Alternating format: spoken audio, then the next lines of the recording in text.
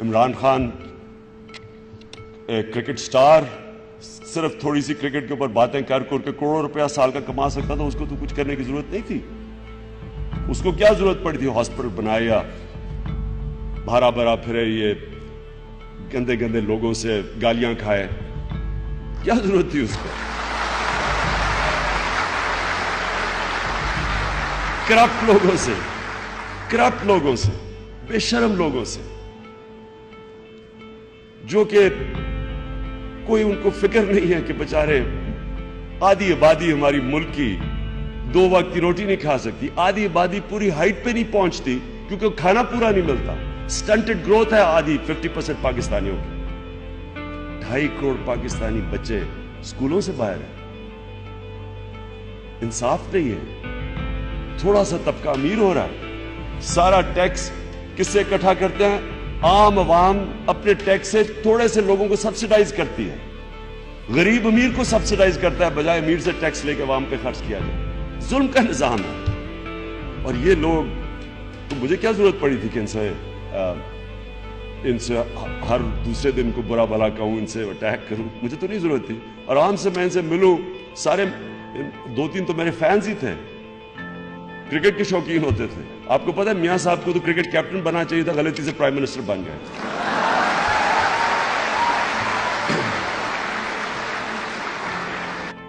سڑکوں پہ, میٹرو پہ, اورنج ٹرینز پہ پیسے سے قومیں نہیں بنتی. ایشین ٹائیگرز, سارے ایشین ٹائیگرز, ان سب ایشین ٹائیگرز کی آپ ٹائیگر بننے سے پہلے دیکھ لیں اپنے لوگوں کے اوپر پیسہ خرچ کیا. پہلے انسانوں کو ہیومن ڈیولپمنٹ کرتے ہیں, انسانوں کے اوپر ویلیو ایڈ کرتے ہیں, اور وہ پھر لوگ خود ہی اورنج ٹرین چلا دیتے ہیں. لیکن کوئی قوم جو اپنے انسانوں کے اوپر انویسٹ نہیں کرتی آج تک اس نے ترقی نہیں کی. یہ کہ اللہ نے آپ کو اشرف المخلوقات بنایا ہے, آپ کو فرشتوں سے بھی اوپر بنایا ہے. مولانا رومی کہتا ہے کہ انسان جب اپنے نفس پہ اور میں پہ قابو پا جاتا ہے تو فرشتوں سے بھی اوپر چلا جاتا ہے. لیکن جب وہ اپنی میں کا غلام بن جاتا ہے وہ جانوروں سے بھی نیچے چلا جاتا ہے. قرآن کی آیت ہے کہ جب انسان گرتا ہے جانوروں سے بھی نیچے چلا جاتا ہے.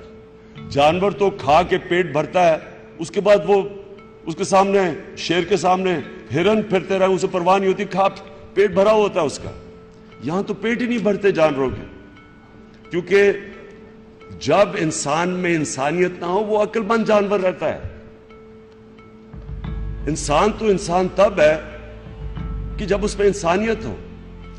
جانور بھی آتا ہے دنیا میں, کھاتا ہے, بچے پیدا کرتا ہے اور مر جاتا ہے.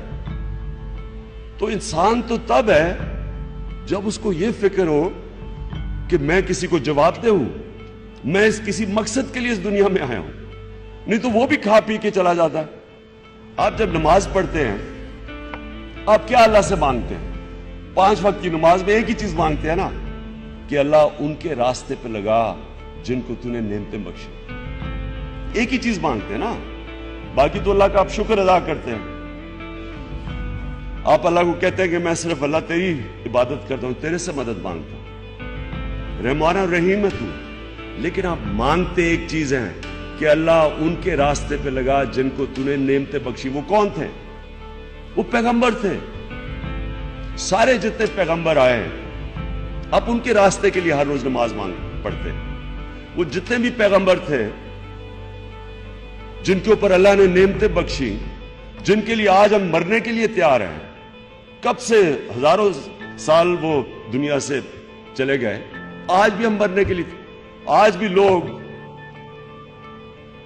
پیغمبروں کو ان کا نام لیتے ہیں. ہم اپنے نبی کے لیے کہ لوگ جان دینے کے لیے تیار ہیں. تو کیا وجہ تھی کہ اللہ نے ہمیں, ہم جب کہتے ہیں کہ اللہ ان کے راستے پہ لگا, تو ان کا راستہ کیا تھا؟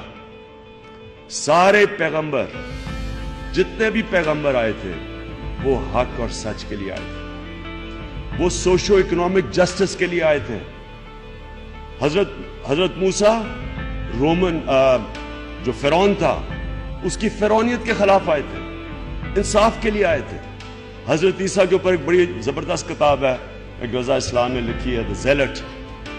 وہ کہتے ہیں وہ فریڈم فائٹر تھے، وہ جو رومنز کی امپیریلزم تھی اور جو جوئش کلرجی تھی، جو جوئش ایلیٹ تھی، اس کے خلاف عام آدمی کے لیے کھڑے ہوئے تھے۔ اور ہمارے نبی مکہ کی ایلیٹ کے خلاف کھڑے ہوئے تھے، وہاں بھی بڑا امیر تھا اور غریب تھا۔ تو آپ کا جو مقصد ہے، جس طرح ابن خلدون کہتا ہے کہ انسان کا دنیا میں مقصد ہی ایک ہے، to fight for a just society, انصاف کے لیے کھڑے ہو۔ یہ سارے پیغمبروں کا بھی یہ مقصد تھا، یہ آپ کا بھی اللہ نے جو دنیا میں بھیجا ہے۔ اپنے سے پوچھیں کہ میں اس دنیا میں کیا کر رہا ہوں؟ آپ دنیا میں ایک عدل اور انصاف کے نظام کے لیے آئے ہیں۔ اللہ نے کرم کیا میرے پہ، کسی سٹیج پہ میرے پہ اس نے جو سب سے بڑا اس کا تحفہ ہے وہ ہے ایمان، وہ اس نے دے دیا۔ اور جب اس نے دیا تو میں نے ریئلائز کیا کہ مجھے اس نے اتنا کچھ دیا ہے تو میں معاشرے کے لیے کیا کروں۔ پہلے میں نے ہاسپٹل کا سوچا، اور ہاسپٹل کے بعد میں نے سوچا، جب ہاسپٹل بنا رہا تھا تب میں نے ریئلائز کیا کہ میں تو ایک ہاسپٹل بنا لوں گا، 2 بنا لوں گا، لیکن یہ ملک کا تو مسئلہ نہیں حل ہوگا۔ ملک کا تو مسئلہ تب حل ہوگا اگر ہم اس ملک میں ایک عدل اور انصاف کا نظام لے کے ایک فلاحی ریاست بنائیں۔ تو اس لیے میں آج پالیٹکس میں ہوں، لیکن میں اب آپ سب کو یہ چاہتا ہوں کہ آپ سب اپنے آپ سے یہ پوچھیں کہ مجھے اللہ نے دنیا میں بھیجا ہے، میں جب اس دنیا سے جاؤں گا تو میں اوپر کسی کو جواب دے ہوں گا تو میں کیا کہوں گا کہ میں نے اللہ جس لیے تو نے مجھے بھیجا ہے میں نے وہ پورا کیا مقصد۔ قائد اعظم بہت کامیاب لائر تھے، بریلینٹ لائر تھے۔ تو وہ انگلینڈ سے جب واپس آئے، بڑی زبردست پریکٹس تھی، ہیمسٹڈ ہیتھ میں ان کا گھر تھا، میں نے دیکھا ہوا زبردست قسم کا، اب تو کروڑوں روپے کا گھر، بینٹلے، ایک Rolls Royce chauffeur driven, London میں ان کی پریکٹس بڑی زبردست تھی۔ تو ان کو کہا گیا علامہ اقبال نے، اور انہوں نے وہ واپس آئے ہندوستان، اور پہلا الیکشن لڑا تو 1 سیٹ ملی ان کو، وائپ آؤٹ ہوگی مسلم لیگ۔ تو ان کا ایک دوست آیا انگلینڈ سے، اور اس نے ان کو کہا کہ تمہیں کیا ضرورت پڑی تھی اس پالیٹکس میں آنے کی، جو میں 15 سال سے سنتا رہا کہ کیا ضرورت تھی عمران خان تمہیں پالیٹکس میں آنے کی۔ قائد اعظم سے پوچھا آپ کو کیا ضرورت تھی؟ دیکھیں اچھی بلی آپ کی زندگی تھی، شوفر ڈریون رولز رائس، آرام سے زندگی بسر کر رہے تھے، تو یہاں کیا آ کے پڑ گئے ہو گندی پالیٹکس میں؟ تو قائد اعظم نے کہا کہ جب میں اس دنیا سے جاؤں گا اور اپنا اللہ کے سامنے کھڑا ہوں گا تو میں صرف اللہ سے ایک چیز سننا چاہتا ہوں کہ اللہ مجھے کہے کہ well done mister Jinnah, you tried your best.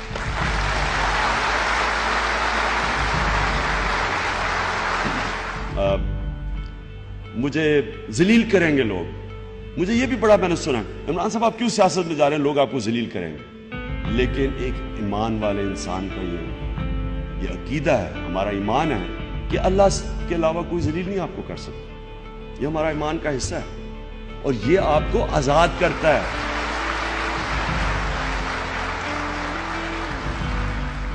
موت بھی اللہ کے ہاتھ میں ہے اور رزق بھی اللہ کے ہاتھ میں ہے۔ یہ 3 چیزیں کیوں اللہ نے اپنے ہاتھ میں لی تھی؟ آپ کو لیڈر بنانے کے لیے، کیونکہ یہ 3 خوف جب آپ میں سے جاتے ہیں تو آپ بڑے فیصلے کرتے ہیں۔ یہ جو بھی یہ خوف کا غلام بن جاتا ہے وہ اقبال کا شاہین نہیں بن سکتا، کیونکہ یہ سب سے بڑی زنجیر ہے، یہ بزدلی کی، یہ خوف کی جو زنجیر ہے، یہ آپ کو اوپر جانے نہیں دیتی، یہ روکتی ہے راستہ۔ اور آدمی کمپرومائز ان کی وجہ سے جب کرتا ہے، آپ اپنی خواب پہ جب جا رہے ہوتے ہیں، آپ بڑی ڈریم اور سب جتنی بڑی آپ کی خواب ہے، میں یہ آپ کو یہ بتا دوں، کوئی چیز آپ کو روک نہیں سکتی سوائے خوف کے۔